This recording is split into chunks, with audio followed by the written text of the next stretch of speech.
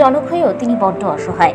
প্রায় ৮০ বরের কাছাকাছি চলে এলেও ভাগ্যের চাকা সেই হতভাগা পথের দিকেই ধাবিত হয়ে রইল। নেই কোনো বৃদ্ধ ভাতা, নেই সঠিক বাসস্থান।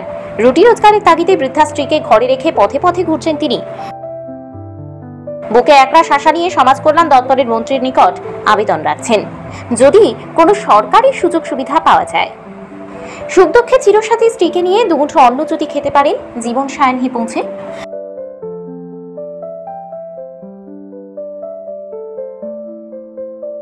কথা হচ্ছে গোমতী জেলার মাতাবাড়ি আরডি ব্লকের কালাবন গ্রাম পঞ্চায়েতের ২ নম্বর ওয়ার্ডের বয়স ৭০ ঊর্ধ্ব বৃদ্ধ ব্যক্তি আশুতোষ সামগংয়ের স্ত্রী ইনু সামগং বর্তমান। তাদের সংসারে ৫ সন্তান, ৩ কন্যা এবং ২ পুত্রকে নিয়ে অতি কষ্টে সংসার প্রতিপালন সহ তাদেরকে মানুষ করে তুলেছেন স্বামী স্ত্রী মিলে। কিন্তু তাদের অভাগ্য যে তাদেরকে একদিন এমন এক জায়গায় নিয়ে দাঁড় করাবে হয়তোবা কল্পনাই করেননি তারা। প্রকৃতির গতি মোতাবেক সন্তানরা মা বাবার আদর ভালোবাসা পেয়ে বড় হয়ে ওঠে। কখনো কখনো সেই সন্তানরাই তাদের মা বাবার ওই অসীম অবদানের কথা ভুলে যায়। ঠিক এমনই একটি হৃদয় বিদারক দৃশ্য সাংবাদিকদের ক্যামেরায় উঠে আসলো কাঞ্চনমালা এলাকা থেকে। দেখা গেল ৭০ ঊর্ধ্ব আশুতোষ সামগং পাকা কালভার্ট নির্মাণে ব্যস্ত কাঞ্চনমালা এলাকায়। কোনো এক সময় আশুতোষ সামগং এবং ওনার স্ত্রী ইনু সামগং অনেক আশা আকাঙ্ক্ষা নিয়ে ৩ মেয়ে এবং ২ ছেলেকে আদর যত্ন করে বড় করে তুলেছিলেন। বড় হওয়ার পর ছেলে মেয়ে সবাইকে বিয়ে দেন, কিন্তু তারা কোনোদিন ভাবেননি যে ২ ছেলেকে বিয়ে করানোর পর তাদের ভাগ্যে নেমে আসবে চরম দুর্দশার দিন।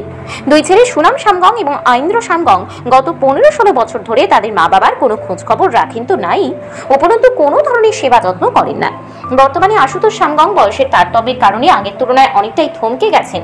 তবুও পেটের তাগিদে কাজ যে করতেই হবে, যার ফলে বৃদ্ধ আশুতোষ সামগং কাঞ্চনমালা এলাকায় পাকা কালভার্ট নির্মাণের কাজ করছেন বেশ কিছুদিন ধরে।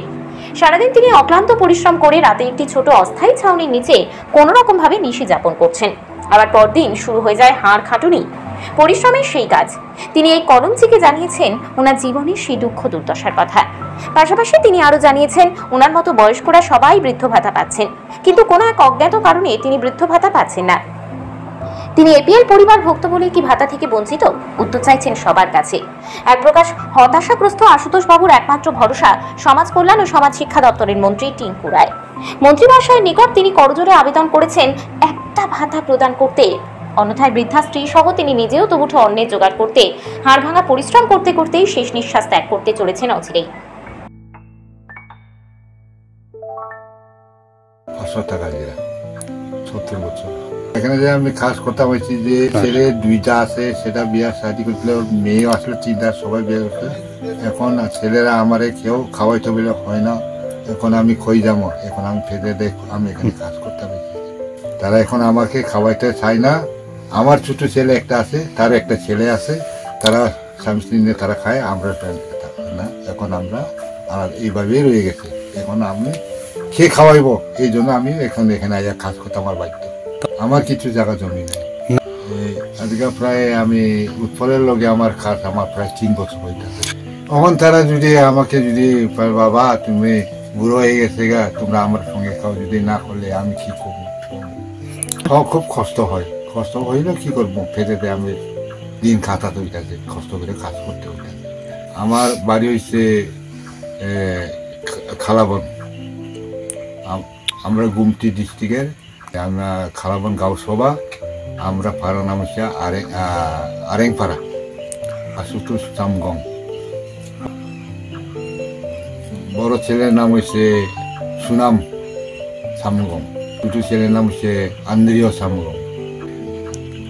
না এখানে আসছে যে অন্ত যে কাজ করাইতেছে তার লোক আমার কোনো সমস্যা হয় নাই। তবু আমি বাতা পাই না, ঘুরিও বাতা পাই না, আমিও বাতা পাই না। তখন সবাই ত্রিপুরা রাজ্যের মধ্যে সবাই আমার মতো বয়স্ক লোকরা ভাতা পায়। এখন আমরা এখন পাই না। এখন আমি মুখ্যমন্ত্রীর কাছে চাই যে আমরা ভাতার যেন ব্যবস্থা করে দিলে আমরা একটু চলতে পারতাম।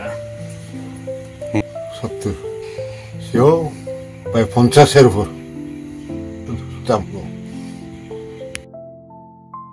এই সংবাদ প্রকাশের মাধ্যমে আমরা আশুতোষ সামগংয়ের মতো আরো যারা বঞ্চিত রয়েছেন সমাজের বুকে, তাদের প্রতি করুণ দৃষ্টি আকর্ষণ করছি। সমাজ কল্যাণ দপ্তরের মন্ত্রী মহাশয়, রাজ্যবাসী বিশ্বাস করেন যে দরদি মন্ত্রী টিঙ্কু রায় অবশ্যই ইতিবাচক পদক্ষেপ গ্রহণ করবেন। সমরজিৎ চৌধুরী ও উত্তম সিনহার রিপোর্ট, ত্রিপুরা পাইওনিয়ার।